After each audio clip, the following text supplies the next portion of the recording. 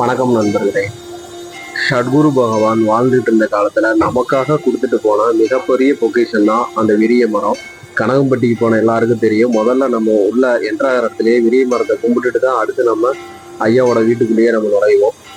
பகவான் வாழ்ந்துட்டு இருந்த காலங்கள்ல வந்த தன்னோட பக்தர்கள் நிறைய பேரை விரிய மரத்தை தான் சுத்த சொல்லியிருக்காங்க. விரிய மரத்துல தான் பகவானோட முழு ஆற்றலும் தவ சக்தியும் அங்கதான் இருக்கு. நம்ம வைக்கிற பிரார்த்தனைகள் எல்லாமே விரிய மரத்துல நீங்க விரிய மரத்தை சுத்துறதுல நம்மளோட கர்மாக்கள் குறையும். நம்மளோட பிரார்த்தனைகள் எல்லாமே ரொம்ப சீக்கிரம் நடக்கும். நீங்க மற்ற பிளேஸ்ல இருந்து நீங்க கும்புறதை விட விரிய மரத்துக்கு அடியில உட்காந்து பாருங்க, அவ்வளோ ஒரு அமைதியும் நம்மளுக்கு மன நிம்மதியும் கிடைக்கும். விரிய மரத்தை நீங்க உங்க மனசுல எத்தனை தடவை சுத்தணும்னு தோணுதோ அத்தனை தடவை சுத்துங்க. நீங்க மரத்துக்கு பக்கத்துல போய் நிக்கிறப்போ நீங்களே ஒரு கவுண்ட் வச்சுக்கீங்க.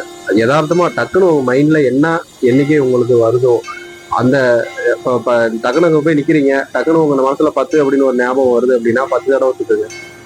20ன்னு வருதா 20 தடவை சுத்துங்க. அது உங்களோட மனதை பொறுத்து தான். அந்த எண்ணத்தை கொடுக்கறது ஐயா தான். நீங்க அந்த விரிய மரத்தை சுத்தி பாருங்க, உங்களோட வேண்டுதல்கள் எவ்வளவு சீக்கிரம் நடக்குதுன்னு மட்டும் ஒரு பாருங்க, ரொம்ப ஆச்சரியப்படுவீங்க. விரிய மரத்துக்கு அடியில தான் அவ்வளோ சக்திகளும் ஆற்றலும் ஐயா நமக்காக விட்டுட்டு போயிருக்கிறாங்க. ஐயா அதிகமா இருந்ததும் விரிய மரத்துக்கு அடியில தான். ஐயா வாழ்ந்துட்டு இருந்த காலங்கள்ல ஐயாவே பெரிய மரத்தை நிறைய தடவை சுத்தி சுத்தி வந்திருக்கிறாங்க. அது எதுக்குன்னு ஐயாட்ட பக்தர்கள் கேட்டப்போ தன்னோட கர்மாக்களை என்கிட்ட கொடுத்துட்டு போயிடுறாங்க. அந்த சுமையை நான் சுத்தி தான் அதை சரி பண்ணணும்.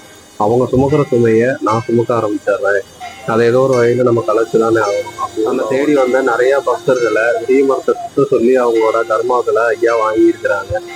ஐயா சுமக்கிற சுமைகளை விரிய மரத்துக்கு அடியில் தான் ஐயா சுமந்துருக்குறாங்க. நிறைய பேர் வாங்கிட்டு வர சாப்பாடு பொட்டணங்களை விரிய மரத்துல கட்டி விட சொல்லி இருக்கிறாங்க. ஐயா அதுல பல மகிமைகள் விரிய மரத்துக்கு அடியில தான் பண்ணியிருக்கிறாங்க. பக்தர்களை சாப்பாடு வாங்கிட்டு வர சொல்லுவாங்க. அந்த சாப்பாட்டை விரிய மரத்துல கட்டி விட சாமி அப்படின்னு சொல்லிடுவாரு. 3 நாள் 4 நாள் அந்த சாப்பாடு கெடாம அப்படியே இருந்திருக்குது. திரும்ப அந்த பொட்டணத்தை எடுத்து பிரிச்சு பார்த்தா அந்த சூடும் ஆறாம அப்படியே இருந்திருக்குது. பல அதிசயங்களை ஐயா அந்த விரிய மரத்துக்கு அடியில தான் பண்ணியிருக்கிறாங்க. ஐயா அவரோட முழு ஆற்றலும் சக்தியும் விரிய மரத்துக்கு அடியில தான் இருக்கு. தன்னை தேடி வரும் பக்தர்கள் ஐயா விரிய மரத்துக்கடியில இருந்து நிறைய பேர் ஆட்சி பண்ணியிருக்கிறாங்க. அந்த வீட்டுலேயும் விரிய மரத்துலேயும் அவ்வளோ ஆற்றலும் சக்தி இருக்கு. முடிஞ்ச அளவுக்கு நீங்க கனகம்பட்டி போறப்போ விரிய மரத்துக்கு அடியில கொஞ்ச நேரம் தியானம் பண்ணி பாருங்க. நம்மளுக்கு அவ்வளோ ஒரு மன சக்தியும் ஆற்றலும் கிடைக்கும். இதை உணர்ந்தவங்க கமெண்ட் பண்ணுங்க. ஐயாவோட பக்தர்களை ஐயா இன்னுமே கைவிட மாட்டாரு.